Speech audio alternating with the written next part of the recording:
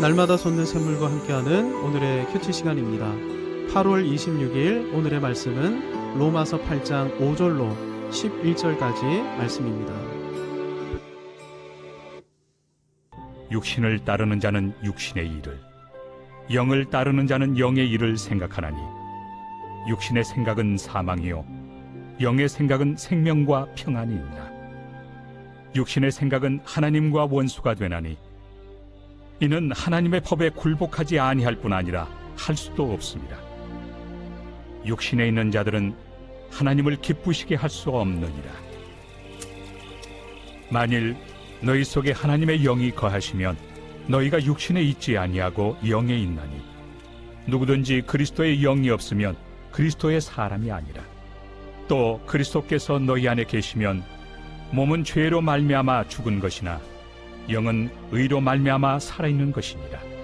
예수를 죽은 자 가운데서 살리신 이의 영이 너희 안에 거하시면 그리스도 예수를 죽은 자 가운데서 살리시니가 너희 안에 거하시는 그의 영으로 말미암아 너희 죽을 몸도 살리시리라.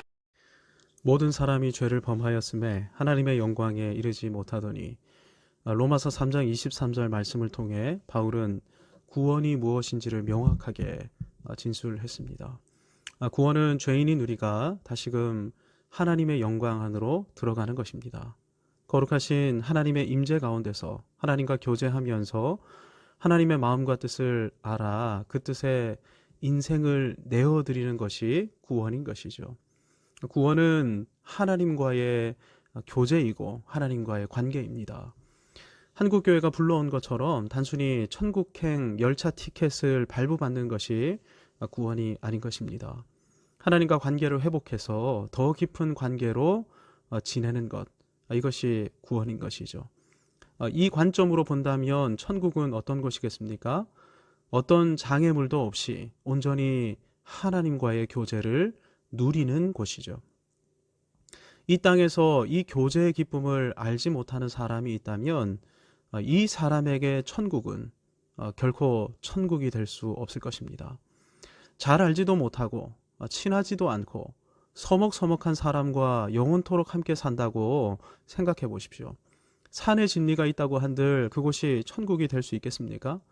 하나님과의 관계에 있어 참된 기쁨과 만족을 알지 못하는 사람, 즉 구원받지 못한 사람들에게 천국은 천국이 될 수 없는 것이죠.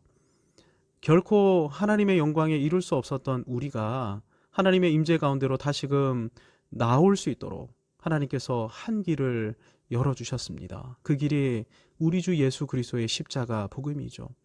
예수 그리스도의 십자가 대속과 속량을 믿을 때 우리는 죄 없는 자로, 의로운 자로 여김받게 되고, 그래서 하나님의 보좌로 담대히 나아갈 수 있게 되는 것입니다. 구원을 누리는 것이죠. 그런데 문제가 있습니다. 분명히 의로운 자로 여겨져서 하나님의 임재로 나아갈 수 있게 되었고 구원의 기쁨과 자유, 즐거움과 평안을 누리기 시작했습니다. 그런데 실제 삶 속에서는 불안과 근심, 초조와 염려가 사라지지 않는 것이죠. 로마서 6장 23절에서 죄의 삭은 사망이라고 했는데 죽음과 저주가, 이 사망이 이미 구원받은 신자의 삶 속에서 아직도 전개되고 있는 것입니다. 이유가 무엇일까요? 그리스도의 십자가 공로를 의지해서 하나님의 임재를 누리는 걸 보면 이미 구원받은 것이지만 아직도 죄가 육체와 습관에 남아있기 때문입니다. 그 결과 구원받았음에도 구원받지 못한 것 같은 삶이 전개되는 것이죠. 이걸 어떻게 해결해야 합니까? 저와 여러분 안에 있는 실제 딜레마가 이것 아닙니까? 구원받았는데 구원받지 못한 것 같은 삶을 살아가는 건 말입니다. 바울은 이 중대한 질문에 대해 로마서 6장부터 굉장히 심오한 논리로 답을 제시해주고 있습니다. 6장 12절 13절에 굉장히 중요한 말씀이 등장합니다. 한번 보시기 바랍니다. 그러므로 너희는 죄가 너희 죽을 몸을 지배하지 못하게 하여 몸의 사욕에 순종하지 말고, 또한 너희 지체를 불의의 무기로 죄에게 내주지 말고 오직 너희 자신을 죽은 자 가운데서 다시 살아난 자같이 하나님께 드리며 너희 지체를 의의 무기로 하나님께 드리라. 바울은 구원받은 신자들을 향해 이렇게 명령합니다. 죄가 너희 몸을 지배하지 못하게 하라. 이 명령은 구원받은 신자들을 향한 명령입니다. 죄가 몸을 지배하지 못하게 하라. 그렇다면 그 방법이 무엇입니까? 어떻게 해야 죄가 우리 몸을 지배하지 못하게 할 수 있는 것입니까? 바울은 말합니다. 그것은 우리 몸을 불의의 무기로 내주는 것이 아니라 의의 무기로 하나님께 드리는 것이다 라고 말입니다. 그러니까 구원받은 신자는 자기 몸이나 인생을 불의의 무기로 내줄 수도 있고 의의 무기로도 내줄 수 있는 것입니다. 잘 아시는 것처럼 무기란 공격용 도구입니다. 적을 해치거나 무력하게 하거나 적을 죽이기 위해 휘두르는 도구가 무기이죠. 그렇다면 불의의 무기란 불의의 대적인 의를 공격하는 무기입니다.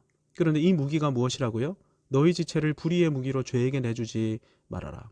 여기서 지체가 몸입니다. 너희 몸을 불의의 무기로 내주지 말아라라는 것입니다. 그러니까 불의의 무기는 우리 몸, 우리 인생, 우리 자신인 것입니다. 우리가 우리 자신을, 우리 몸을 무기로 사용해서 우리 안에 있는 의를 무력하게 하고 심지어 죽게 만들 수도 있다는 것입니다. 어떻게 하면 그렇습니까? 그리스도와 연합하기 이전부터 내 속에 살았던 옛사람, 옛날 모습 그대로 생각하고 말하고 행동하도록 내버려 두면 이렇게 되는 것이죠. 로마서 1장 말씀처럼 옛날에 하던 그대로 욕망과 욕심을 따르며 하나님 아닌 우상을 섬기고 자기 욕망을 충족시키기 위해 하나님의 질서를 파괴하고 수군수군하면서 험담하면서 비난, 비방 가운데 살아간다면 우리 몸이 불의의 무기가 되는 것입니다. 불의의 무기로 사용되는 것이죠. 이렇게 되면 우리의 의, 우리의 구원이 이 불의의 무기에 의해서 무력해지기 시작합니다. 우리의 구원이 마구마구 흔들리게 되는 것이죠. 그런데 우리 몸은 불의의 무기뿐 아니라 의의 무기가 될 수도 있습니다. 로마서 6장 13절 중반절에서 이렇게 말씀합니다. 오직 너희 자신을 죽은 자 가운데서 다시 살아난 자같이 하나님께 드리며 예수 그리스도와 연합해서 십자가에서 죽고 부활한 다음 우리 안에는 새 사람, 속 사람이 탄생했습니다. 우리 안에 의를 알고 의를 추구하려는 마음도 생겨난 것입니다. 그래서 구원받은 신자는 자기 몸을 하나님께 드려 그 몸을 의의 무기로 만들어 가야 하는 것입니다. 몸을 의로운 생각, 의로운 말, 의로운 선택과 행동으로 채워가야 하는 것입니다. 쉽게 말하면 새로운 습관을, 의의 습관을 만들어야 하는 것입니다. 그래서 이 의로운 습관으로 우리 몸에 배어있는 불의를 무력화시키고 이 불의를 죽여가야 하는 것입니다. 더 많이 죽일수록 실제 구원받은 자의 거룩하고 의로운 삶이 우리의 인생 가운데 전개되기 시작합니다. 신자 안에는 죽을 때까지 이 싸움이 반복되는데 이 싸움에서 승리하려면 우리 몸에, 우리 몸 속에, 우리 습관 가운데 의의 세력이 커져가도록 해야 합니다. 근데 누가 이렇게 한다고요? 거듭난 우리 자신이 이렇게 해야 하는 것입니다. 로마서 8장부터 바울은 구원받은 자의 삶을 살기 위해서는 궁극적으로 생명의 성령의 역사, 생명의 성령의 은혜가 필요함을 역설합니다. 5절을 보시기 바랍니다. 육신을 따르는 자는 육신의 일을, 영을 따르는 자는 영의 일을 생각하나니. 육신을 따르는 것은 우리의 옛사람, 옛자를 따르는 것입니다. 영을 따르는 것은 생명의 성령의 법을 따르는 것이죠. 그래서 옛자를 따르게 되면 우리는 죄 가운데 거할 수밖에 없게 됩니다. 그렇게 되면 구원받았음에도 사망이 창궐하는 삶에 매일 수밖에 없게 되는 것이죠. 하지만 생명의 성령을 따르게 되면 실제 우리 삶 속에서 구원을 누리면서 살아가게 되는 것입니다. 그 결과 생명과 평안에 이르게 되는 것이죠.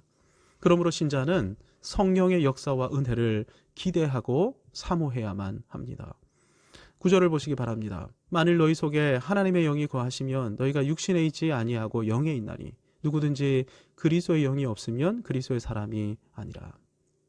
바울은 성령님을 가리켜서 하나님의 영이라고도 표현했고 그리스도의 영이라고도 표현했습니다. 그러니까 성령님은 우리를 성삼위 하나님을 닮은 사람으로 변화시키시는 영이신 것이죠. 이렇게 하시는 것이 성령님의 은혜입니다. 11절에서 바울은 성령님을 가리켜 예수를 죽은 자 가운데서 살리신 이의 영이라고 표현합니다. 성령님은 부활의 능력을 일으키시는 위대하신 하나님이신 것이죠. 그러니 성령님의 은혜를 기대하며 사모하는 자들에게는 어떤 일이 벌어질까요? 부활의 사건들이 벌어지기 시작하는 것입니다. 부활의 능력이 임하게 되기 시작하는 것이죠. 그리스도의 십자가 보혈의 공로를 의지하도록 우리 안에서 역사하시는 분도 성령 하나님이십니다. 성령 하나님의 역사 가운데 예수 그리스도의 보혈의 공로를 의지하여 하나님의 임재 가운데 살아가는 것이 구원입니다. 아울러 성령의 능력을 의지하는 사람은 예수 그리스도와 더 깊이 연합함으로 날마다 죽고 날마다 부활하게 됩니다. 날마다 죽고 날마다 부활한다. 그래서 바울은 고린도전서 15장 31절에서 나는 날마다 죽노라 이렇게 고백했던 것입니다. 날마다 죽게 되면 죽는 것으로 끝나는 것이 아닌 것이죠. 날마다 부활을 경험하게 되는 것입니다. 성령의 은혜로 날마다 그리스도와 연합해서 날마다 그리스도와 부활하게 되면 우리 옛사람은 날마다 죽게 될 것입니다. 그리고 우리 속사람은 날마다 살아나게 될 것입니다. 더욱 살아나게 될 것입니다. 11절 말씀이 굉장히 의미심장합니다. 예수를 죽은 자 가운데서 살리신 이의 영이 너희 안에 거하시면, 그리스도 예수를 죽은 자 가운데서 살리신 이가 너희 안에 거하시는 그의 영으로 말미암아 너희 죽을 몸도 살리시리라. 그의 영으로 말미암아 너희 죽을 몸도 살리시리라. 성령님께서 우리 인생을 완전히 새롭게 변화시켜 가시는 것이죠. 우리는 우리 자신을, 우리 몸을 의의 무기로 변화시켜 가야 합니다. 새로운 습관을 가져야 하는 것이죠. 아울러 하나님의 영, 그리스도의 영이신 성령님의 역사와 은혜를 기대하고 사모해야 합니다.